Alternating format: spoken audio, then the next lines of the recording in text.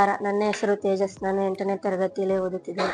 ನಮ್ಮ ಶಾಲೆಯ ಹೆಸರು ಪ್ರೌಢಶಾಲೆ ಅರಸೀಕೆರೆ.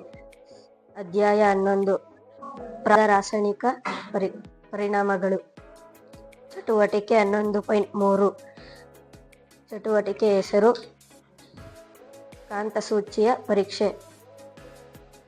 ಇದಕ್ಕೆ ಬೇಕಾದ ಸಾಮಗ್ರಿಗಳು: ಕಾಂತಸೂಚಿ, ಬೆಂಕಿ ವಿಪಟ್ಟಣದ ಡಬ್ಬಿ, ಅದರ ಸುತ್ತಲೂ ವೈರ್, ಸ್ವಿಚ್, ಬ್ಯಾಟರಿ, ಬಜರ್, ಒಂದು ಲೈಟ್.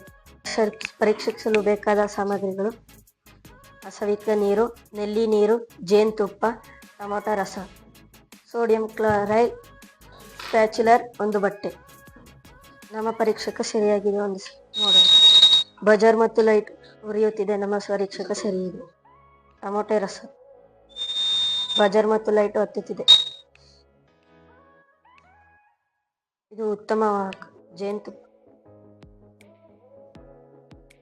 ಇದು ದುರ್ಬಲ ವಾಹಕ.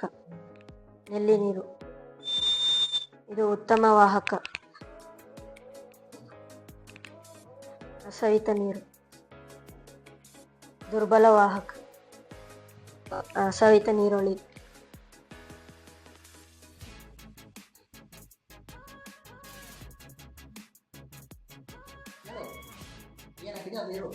Sodium chloride, ಅಸವಿತ ನೀರೊಳಗೆ.